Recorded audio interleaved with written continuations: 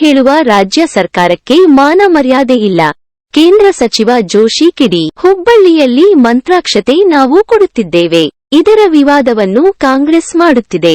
ನಮಗೆ ರಾಮಮಂದಿರ ಉದ್ಘಾಟನೆ ಸಂಪನ್ನವಾಗಬೇಕು. ನಮ್ಮ ಅಕ್ಕಿ ತಗೊಂಡು ಮಂತ್ರಾಕ್ಷತೆ ಅಂತಾರೆ. ಹೌದಪ್ಪ, ನೀವ ಎಲ್ಲಿ ಅಕ್ಕಿ ಕೊಟ್ಟಿದ್ದೀರಿ?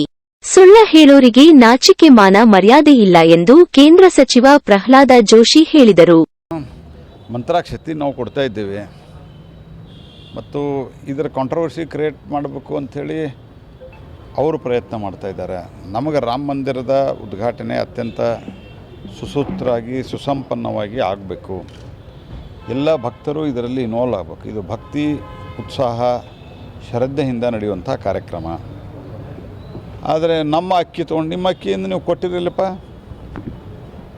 ಸುಳ್ಳು ಹೇಳೋರಿಗೆ ನಾಚಿಕೆ ಮಾನ ಮರ್ಯಾದೆ ಇರೋದಿಲ್ಲ. ಇನ್ನು ಬೇಕಾದ ಹೇಳ್ತಾರೆ. ನಮ್ಮ ಅಕ್ಕಿ ತೊಗೊಂಡು ಕೊಡ್ರಿ, ನಿಮ್ಮ ಅಕ್ಕಿ ಒಂದು ಕಾಳು ಅಕ್ಕಿ ಕೊಟ್ಟಿಲ್ಲ ನೀವು. ಅಂದ್ರೆ ಶ್ರೀರಾಮನ ಇಲ್ಲ ಅಂತ ಮೊದಲು ಸುಳ್ಳು ಹೇಳಿದ್ರಿ. ಶ್ರೀರಾಮನ ಅಲ್ಲೇ ಹುಟ್ಟಿದ ಅಂತ ಹೇಳಿ ಕೇಳಿ ಅಪಮಾನ ಮಾಡಿದ್ರಿ. ಶ್ರೀರಾಮ ಜನ್ಮಭೂಮಿಯ ನಿರ್ಣಯವನ್ನು ಮಾಡಬಾರ್ದು ಕೋರ್ಟ್ ಅಂತ ನಿಮ್ಮ ಪಕ್ಷದ ಒಬ್ಬ MP ಆಗಿ ಹಿಂದಿನ UPA ಸರ್ಕಾರದಲ್ಲಿ ಸೋನಿಯಾ ಗಾಂಧಿಯವರ ಅತ್ಯಂತ ಆಪ್ತ ಕಪಿಲ್ ಸಿಬಲ್ ಅವರಿಗೆ ಸುಪ್ರೀಂ ಕೋರ್ಟ್ನಲ್ಲಿ ದಾವೆ ಹಾಕಿದರು. ಈಗ ಎಲ್ಲವೂ ಆದ ನಂತರ ಅದು ಕ್ರೆಡಿಟ್ ತೊಗೊಳ್ಳೋ ಸಂಬಂಧ ನಮ್ಮ ಅಕ್ಕಿ ಕೊಟ್ಟಾರ. ಇದೆಲ್ಲ ಏನು ಮಾಡ್ತಾ ಇದ್ದಾರೆ ಕಾಂಗ್ರೆಸ್ ಪಾರ್ಟಿಯವರು. ಜನರು ನಾವು ದಾರಿ ತಪ್ಪಿಸ್ಬೋದು ಅಂತ ಪ್ರಕಾರ ಜನ ಭಾಳ ಚಾಣ್ಯರಿದ್ದಾರೆ. ಒಬ್ಬರಿಗೊಬ್ಬರು ಸುಳ್ಳು ಹೇಳೋದರಲ್ಲಿ ನಿಸ್ಸೀಮರಿದ್ದಾರೆ ಅವರು. ಸಿದ್ದರಾಮಯ್ಯ ಸರ್ಕಾರ ISIS ಮಾದರಿ ಆ ಹೇಳಿಕೆ ಭಾಳ ಚರ್ಚೆ ಆಗ್ತಿದೆ ಸರ್. ನಿಮ್ಮ ರಾಜೀನಾಮೆಗೆ ಆಗ್ರಹಿಸ್ತಾರೆ. ನೀವೇ ಕರ್ನಾಟಕದಲ್ಲಿದ್ದೀರಿ ಅಂತ ಕೇಳ್ತಿದ್ದಾರೆ ಸರ್. ಯಾವುದು ISIS ಮಾದರಿ ಆಡಳಿತ ಅಂತಂದ್ರೆ ಇವರು ನಮ್ಮನ್ನು ಎಲ್ಲರನ್ನೂ ಯಾರು ರಾಮ ಭಕ್ತರಿದ್ದಾರೆ, ಯಾರು BJPಯ ಪರವಾಗಿ ಕೆಲಸ ಮಾಡ್ತಾರೆ, ಅವ್ರನ್ನೆಲ್ಲರನ್ನೂ ಹೊರಗೆ ಹಾಕ್ಬೇಕಂತ ನಂತರ ನಾವು ಅಷ್ಟು ಸರಳ ಹೊರಗೆ ಹೋಗೋದಲ್ಲ. ನಾವು ಹೋರಾಟ ಮಾಡಿ ಪ್ರಜಾಪ್ರಭುತ್ವದ ಮಾದರಿಯಲ್ಲಿ ಹೋರಾಟ ಮಾಡಿ ನಾವು ಇಲ್ಲಿ ಬಂದೀವಿ. ನೀವು ಹುಬ್ಬಳ್ಳಿಯ ಪೊಲೀಸ್ ಸ್ಟೇಷನ್ ಮೇಲೆ ಅಟ್ಯಾಕ್ ಆದವರು ನಿಮ್ಗೆ ಅಮಾಯಕರು, KJ ಹಳ್ಳಿ DJ ಹಳ್ಳಿ ಅಮಾಯಕರು, PFI ಕಾರ್ಯಕರ್ತರ ಅಮಾಯಕರು, ಶ್ರೀಕಾಂತ್ ಪೂಜಾರಿ ಮಂಗಳೂರು ಬಾಂಬ್ ಬ್ಲಾಸ್ಟ್ರು ಅವನು ಅಮಾಯಕ ಸಹೋದರವ. ಮತ್ತು ನಿಮ್ಗೆ ISIS ಮಾಡಿ ಆಡಳಿತ ಮಾದರಿ ಅಂತ ಅನ್ಲಾರ್ದು ಇನ್ನೇನು ಅನ್ಬೇಕು ಮತ್ತು ನಿಮಗೆ? ಅಕ್ಕಿದಲ್ಲಿ ರೇಷನ್ ಕಾರ್ಡ್ನಲ್ಲಿ ರೇಷನ್ ಚೀಟಿನಲ್ಲಿ ರಾಜ್ಯ ಸರ್ಕಾರದ ಪಾಲಿಲ್ಲ, ಇದು ಬರೀ ಕೇಂದ್ರದಷ್ಟು ಮಾಡ್ತಾರೆ. ಅಲ್ಲ, ಅದು ಕೇಂದ್ರದ್ದು ಇದೆ. ಇಡೀ ರಾಜ್ಯಾದ್ಯಂತ ಪ್ರಧಾನಮಂತ್ರಿ ಗರೀಬ್ ಕಲ್ಯಾಣ ಅನ್ನ ಯೋಜನೆಯೊಳಗೆ ಕೊಡ್ತಾ ಇರೋವಂಥದ್ದು. ಅದನ್ನು ಆ ರಸೀದಿ ಕೊಡ್ರಿ ಅಂತ ಹೇಳಿವಿ ನಾವು. ಯಾಕಂದ್ರೆ ಇಲ್ಲಾಂದ್ರೆ ಏನಾಗ್ತದೆ, ಎಷ್ಟು KG ಏನೋ ಅದು ರೆಕಾರ್ಡ್ ಉಳಿದಿಲ್ಲ. ನಮ್ಮದು ನಿಮ್ಮದು ಅಂತ ಹೇಳೋದಕ್ಕಿಂತ ರೆಕಾರ್ಡ್ ಬೇಕಲ್ಲ, ಎಷ್ಟು ಕೊಟ್ರಿ ಎಷ್ಟಿಲ್ಲ ಅಂತ. ಹಂಗೆ ಫ್ರೀ ಏನೂ ಕೊಡೋದಿಲ್ಲ ಅಂತಂದ್ರೆ ಅವ್ರು ಕೊಟ್ಟಾರಲ್ಲ ಹೆಂಗೆ ಗೊತ್ತಾಗ್ಬೇಕು? ನಾವು ಇಲ್ಲೇ ಒಂದು ಓಣಿಯೊಳಗೆ ಉದಾಹರಣೆಗೆ ಹೇಳೋದು, 100 ಮನೆಯವ ಅಂತ ಇಟ್ಕೋರಿ. 100 ಮನೆಯವರು ಒಯ್ದಾರ ಅಂತ ತಿಳ್ಕೊಂಡ್ರೆ ಯಾರಿದೆ? ಆ ಚೀಟಿ ಕೊಟ್ರೆ ನಾಳೆ ಆ ಚೀಟಿ ಪ್ರಕಾರ ಕಂಪ್ಯೂಟರೈಸ್ಡ್ ಚೀಟಿ ಇರ್ತದೆ. ನಾಳೆ ಯಾರಾದರೂ ವೆರಿಫೈ ಮಾಡಿದರೆ ತಪ್ಪು ಆದರೆ ಸಿಗ್ತಾವೆ.